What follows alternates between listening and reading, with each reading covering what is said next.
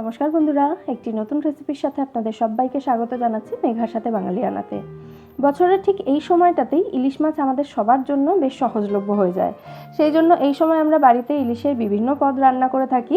আজও ইলিশেরই একটা পদ আপনাদের সাথে শেয়ার করছি, সর্ষে পোস্ত বেগুন দিয়ে ইলিশের তেল ঝোল। বানানো ভীষণই ইজি। এটা বানানোর জন্য প্রথমে আমি কড়াইতে 2 টেবিল স্পুন সর্ষের তেল দিয়ে ভালো করে গরম করে ওতে নুন হলুদ দিয়ে ম্যারিনেট করে রাখা মাছ দিয়ে ভেজে নিচ্ছি, জাস্ট এপিট ওপিট করে। মাছটা কিন্তু আপনারা না ভেজেও রান্না করতে পারেন। 30 সেকেন্ড করে এপিট ওপিট মানে 2 পিট, মোট 1 মিনিট সময় নিয়ে আমি মাছটাকে ভেজে নিচ্ছি। তারপর এটাকে তুলে নেব। মাছটা ভাজা হয়ে গেছে। এরপর এই তেলের মধ্যে দিয়ে দিচ্ছি আমি বেশ বড় করে কেটে রাখা বেগুন। আমি 6 পিস বেগুন নিয়েছি এখানে, একটা বড় বেগুনের অর্ধেকটা। বেগুনটাকে ভাজার সময় গ্যাসের ফ্লেমটাকে একদম হাই রাখবেন এবং এটাকে জাস্ট একটু লাল লাল করে ভেজে তুলে নিতে হবে। গ্যাসের ফ্লেম কম রাখলে কিন্তু বেগুন এই সময় নরম হয়ে যাবে।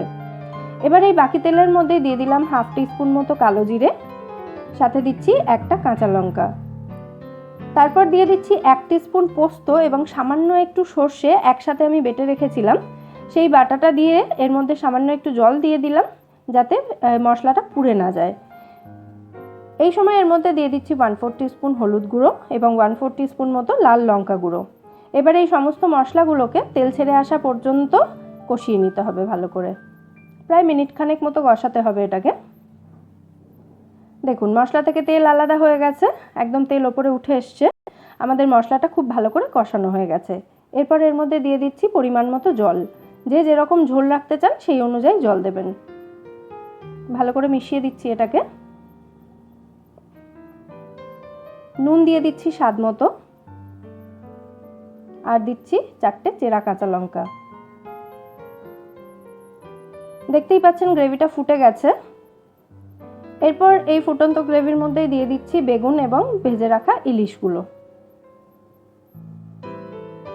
ইলিশ মাছ সেদ্ধ হতে খুব বেশি সময় লাগে না, তাই এবার মিডিয়াম ফ্লেমে এটাকে ঢাকা দিয়ে আমরা মোটামুটি 5 মিনিট মতো রান্না করলেই আমাদের রান্না কিন্তু একেবারে রেডি হয়ে যাবে। ভালো করে এগুলোকে ঝোলের মধ্যে ডুবিয়ে দিলাম মাছের পিসগুলোকে, তারপর দিয়ে ঢাকা দিয়ে দিচ্ছি।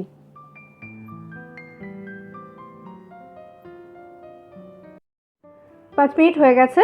এবার ঢাকনা খুলে জাস্ট একটু নাড়াচাড়া করে নিলেই আমাদের সর্ষে পোস্ত বেগুন দিয়ে ইলিশের তেল ঝোল একেবারে রেডি। দেখুন বেগুনগুলো এখানে নরম হয়ে গেছে এবং মাছগুলো খুব ভালোভাবে সেদ্ধ হয়ে গেছে।